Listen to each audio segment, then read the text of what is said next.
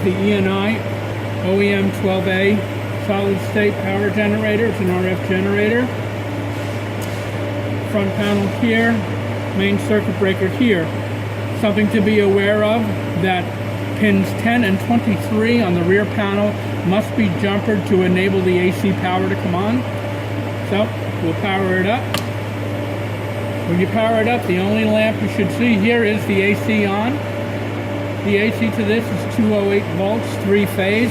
It does have a voltage selector under this panel. The manual explains how to change that. So, once you're at this stage, I'm going to turn the power adjust all the way down. You have two positions for the meter select. You have forward power and reverse. So first we'll stay with forward. So I'm going to turn the RF power on. And at this point, you can see our RF lamp has come on, but we have no power output. And if you'll notice on here, this is our external meter. This does not come with the instrument, but it's to corroborate what you're seeing on that meter. So it's 0 there. So we have our RF on, and I'm going to increase the power. And this unit, you can see I'm going up. This unit has an output of capability of 1250 watts. It actually goes a little bit higher. So I'm going to keep increasing it.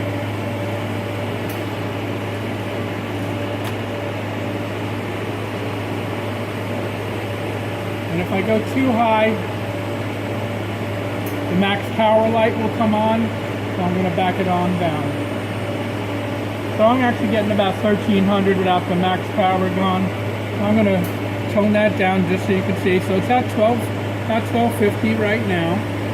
And if you look at this meter here, and you can see, we've got a 2500 watt selector in here, a slug, and we're at about 2500 on this.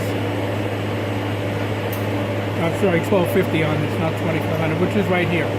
So, that being said, I'm going to put this into reverse power as for the meter select. It's not changing anything, it's just showing us what the reverse power is.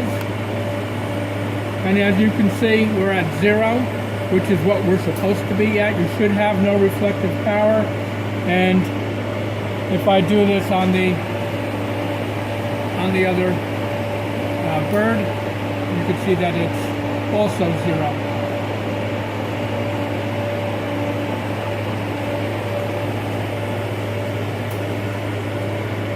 Up here we have fuses, but they're all good. You can adjust your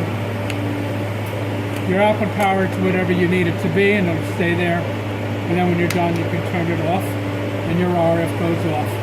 If this unit were to overheat the RF circuitry, this overheat lamp would come on. That's been tested. This unit does require a liquid cooling, which I'll show in the back. Okay, so here's where I've got, there's power in. This is where I've got the jumper going on. This is the RF output. And here's my two coolant lines. I've got two 3/8 inch lines going out to a chiller, keeping the unit cool. And that's been tested and it's been working perfectly.